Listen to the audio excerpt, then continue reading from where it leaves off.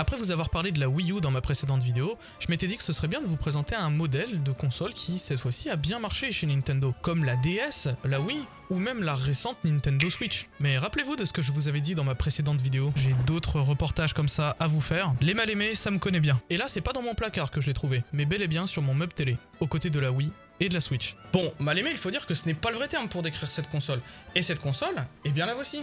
Il s'agit de la GameCube, et je voulais absolument vous en parler parce que ce mois-ci, nous fêtons ses 21 ans chez nous en Europe. Et comme c'est la sortie du nouveau Zelda, je m'étais dit que ce serait une bonne occasion de pouvoir vous en parler, parce que des bons Zelda, il y en a là-dessus. Et promis, hein, on ne parlera pas de la Philips CDI. Bref, à la fin des années 90, la Nintendo 64 s'en sort plutôt pas mal, avec des licences légendaires comme Zelda Ocarina of Time, Mario Kart 64, Donkey Kong 64 et le plus connu Super Mario 64. Mais la console a quelques petits défauts, à commencer déjà par sa manette, qui divise un petit peu. Du côté des Américains, il n'y a aucun problème, elle est tout à fait ergonomique et maniable, mais pour les Japonais, c'est un tout autre problème. Il fallait donc absolument revoir cette dernière pour la prochaine console. Non, et puis il y avait un vrai défaut majeur sur cette Nintendo 64. Le support de jeu, c'était des cartouches. Si vous vous rappelez, début 90, Sony voulait faire un pacte avec Nintendo dans le but d'améliorer leur console. Et d'une part pour Sony, ça permettrait de rentrer dans l'industrie du jeu vidéo. Parce que oui, dans les années 90, le marché du jeu vidéo, il explose. Et Sony, qui est une marque technologique, voulait fournir leur dernière innovation, le lecteur CD à Nintendo. Mais en échange, Nintendo devait tout simplement partager leur licence avec Sony. Pour des raisons ethniques, Nintendo a décidé de refuser le pacte. Et pourtant, les négociations semblaient bonnes au début. Mais pour la firme Kyotoit, partager ses licences avec Sony, c'était juste impossible. Énormément de fans, et ceux même encore aujourd'hui, pensent que c'est le pire move qu'ait pu faire Nintendo de toute sa carrière. Personnellement, je trouve ça tout à fait respectable, puisque ça veut dire que Nintendo voulait garder à 100% le contrôle de leur licence. Ils avaient conscience que leur licence ne valait pas rien et qu'elle marquait des générations entières. Et l'avenir me donnera raison puisqu'ils n'ont besoin de personne pour réussir. La Wii et la Nintendo Switch en sont de parfaits exemples. Enfin, j'ai bien précisé que ce sera l'avenir qui me donnera raison, parce que sur le coup, Nintendo va descendre en enfer. Refusant le pacte avec Sony et acceptant une offre avec Philips, de cette fusion va naître la Philips CDI, une bouse infâme. Et si tu la connais pas, non, regarde pas. Il y a eu un Zelda sorti dessus. Bref, une sale époque pour Nintendo. En même temps, refuser un pacte envers la multinationale Sony pour accepter tout compte fait vers Philips, je suis pas sûr que ce soit le meilleur move. En tout cas, la réputation de Nintendo va en prendre un sacré coup, la presse du monde entier ne lui fera clairement pas de cadeau. Pendant ce temps, Sony, ils étaient bien déterminés à l'idée de faire une console, et la PlayStation première du nom va faire un tabac. La Nintendo 64, elle, possède un réel défaut, les cartouches. C'est clairement démodé, le CD est bien plus performant pour l'époque. Sony avait raison, il va donc falloir également remédier à cela. Résultat, un nouveau concurrent créé, des manettes qui sont critiquées de par leur ergonomie, des consoles qui sont vieillissantes, et l'approche du nouveau millénaire fait que Nintendo doit se préparer à marquer le coup dès début 2000. Une tâche en somme donc pas évidente à relever. Et c'est ce que va faire le projet Dolphin. Il doit relever Nintendo et apporter à nouveau de la crédibilité pour ainsi effacer les mauvais choix entrepris par Nintendo dans les années 90. Et ça y est, j'y viens à ma GameCube. Elle sortira officiellement le 14 septembre 2001 au pays du soleil levant. Et chez nous en Europe le 3 mai 2002. Et quelle console! C'est le moins qu'on puisse dire. En même temps, avec l'effet cité précédemment, Nintendo avait tout intérêt à gommer cette image qu'il s'était donnée. Il fallait reconquérir le cœur des joueurs, et puisque Sony était une marque technologique à l'époque, Nintendo a riposté avec ce qui se faisait de mieux à ce moment-là. Oui, car à l'époque, chez Nintendo, il n'y avait pas que la philosophie de l'ergonomie de la manette. Il y avait également la performance de la console. Et c'était d'ailleurs ceux qui avaient les consoles les plus performantes du marché. Et vous savez quoi? La GameCube n'en fait pas exception. Nouvel ajout sur cette console, et ça va faire grincer les dents de la part des hard fans Nintendo, l'ajout d'un lecteur CD. Ça y est, Nintendo s'est enfin rendu compte que les cartouches à cette époque ce n'était clairement plus ça, et qu'il fallait donc passer sur un tout nouveau support bien plus performant. Et le leader du côté des lecteurs CD à cette époque-là, c'était Sony. Et donc tout naturellement Nintendo va aller...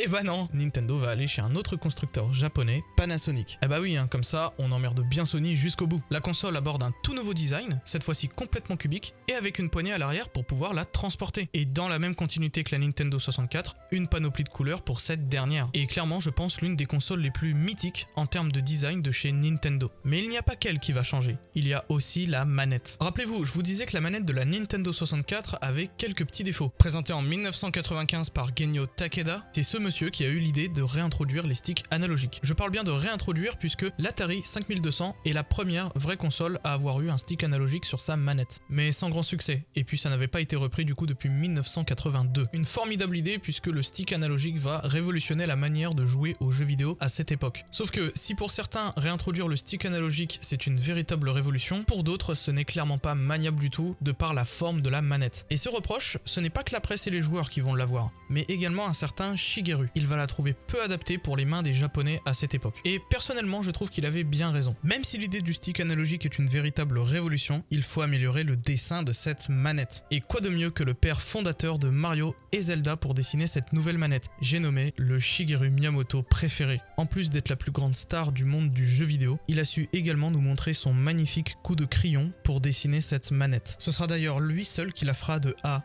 à Z. Un vrai génie ce Shigeru. Et génie, c'est le moins qu'on puisse dire. Regardez-moi le dessin de cette manette. Tout a été retravaillé pour que la manette soit la plus ergonomique possible. Fini le trident qui était la manette de la Nintendo 64. Les boutons C deviennent désormais un stick analogique et les gâchettes vont pouvoir, elles, détecter la pression à laquelle on appuie dessus. Selon Shigeru et son équipe, la manette de la GameCube sera la synthèse de 18 années d'ingénierie, de recherche et de développement. Et ça se ressent parfaitement, le travail effectué pour cette dernière sera inégalé, même encore aujourd'hui. Je n'ai pas honte de le dire, peut-être pour moi la meilleure manette de chez Nintendo. Et la preuve que c'est la meilleure manette. Dites-vous que depuis sa sortie, cette manette de GameCube n'a jamais raté une seule console. Elle était présente aussi bien sur la GameCube que sur la Wii, que sur la Wii U, et plus récemment sur la Switch. D'ailleurs, les joueurs Smash Bros ne peuvent pas y jouer sans cette manette. Je rigole pas, regardez les compétitions encore aujourd'hui, c'est fou, utilisent encore des manettes de GameCube. Comme quoi, cette manette est intemporelle. Elle a su traverser les époques sans aucune faille. Voilà pourquoi, pour moi, c'est juste la meilleure manette. Allez, et autre petit tease,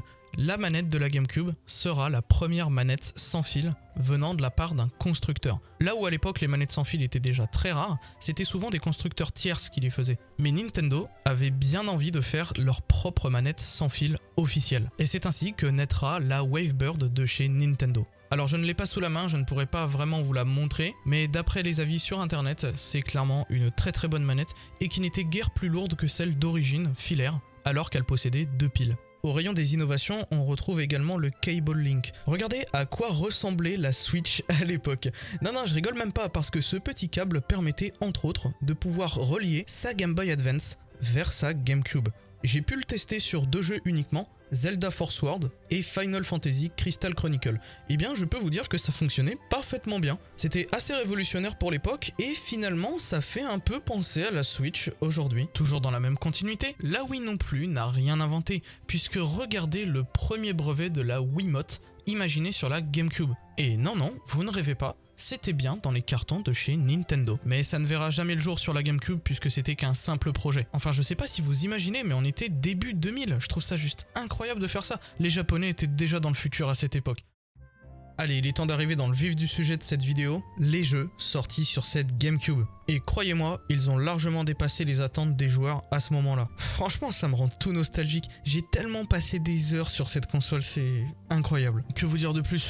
Tous les jeux sont excellents. Et ça, presque tous les fans de Nintendo vous le diront de toute manière. La GameCube, c'était le grand retour de Nintendo dans les années 2000. Et ça fait du bien. Honnêtement, vous ne ferez jamais fausse route à acheter une GameCube aujourd'hui. Les jeux sont mythiques et indémodables. Et puisque je suis un mec sympa, je vous ai fait une liste des jeux à découvrir ou redécouvrir pour les plus fans d'entre nous. On commence fort avec Mario Kart Double Dash. Il est complètement mythique celui-ci. Déjà, graphiquement, il met une grosse claque au précédent opus sorti sur la Nintendo 64. Et le principal ajout de ce jeu, la possibilité de jouer 2 personnages sur un seul et même kart. Il est incroyable ce concept. Entre autres, on pouvait avoir des combinaisons immenses selon les personnages ou le kart que l'on choisissait. Les circuits sont vraiment fun et graphiquement, je trouve qu'il a pas tant mal vieilli que ça. Alors certes, on a évolué graphiquement, mais je trouve que ce Double Dash n'est clairement pas choquant aujourd'hui. Alors si vous aimez Mario Kart 8, mais que le temps d'attente entre les DLC est trop long à chaque fois, essayez ce Double Dash. Et mécaniquement, il change complètement d'un Mario Kart 8. Vous m'en donnerez des nouvelles. F-Zero GX. Toujours un jeu de course, mais cette fois-ci avec des vaisseaux, et tout comme Mario Kart, une règle de 3 tours. Ces derniers s'intensifient à chaque nouveau tour, demandant aux joueurs de plus en plus de réflexes au fil de la course. Le tout sur des décors très futuristes, notamment la fameuse carte Mud City, sans doute la plus connue de la licence. D'ailleurs, elle a même eu le droit à un hommage sur Mario Kart 8. La licence n'est pas toute jeune puisqu'elle a été créée en 1990 sur la Super Nintendo. Mais pour bon nombre de fans, c'est clairement F-Zero GX le meilleur. Et je suis parfaitement d'accord avec eux. Sans doute la révélation de la GameCube pour moi. Mario Sunshine. À la suite du succès de Mario 64 à la fin des années 90, il était tout à fait logique qu'un nouveau Mario Platformer 3D débarque sur cette GameCube. Et là encore, c'est une réussite. Si Mario 64 avait su séduire graphiquement, Mario Sunshine est la suite logique de cette évolution. De plus, le gameplay est vraiment superbe, vous ne vous en lasserez pas, il était même très innovant pour l'époque. Et là encore, Nintendo va me donner raison puisque Mario Sunshine est ressorti sur la compilation Mario 3D All-Star sur la Switch. Alors clairement, ce Mario Sunshine, c'est oui.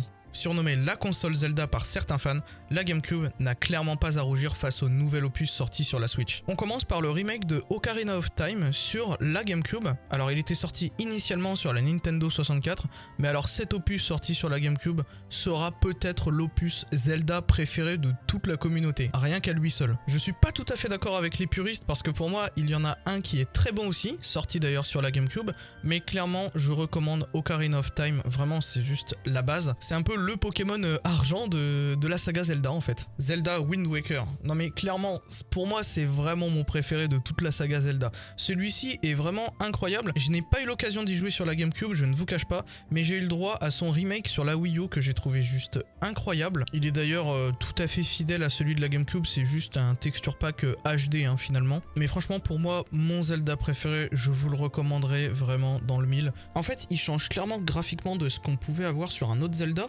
C'est ça qui m'a donné envie d'ailleurs de découvrir cette saga, et je ne suis clairement pas déçu, même son mode histoire est vraiment excellent. Et puis quitte à finir, autant parler de Zelda Twilight Princess.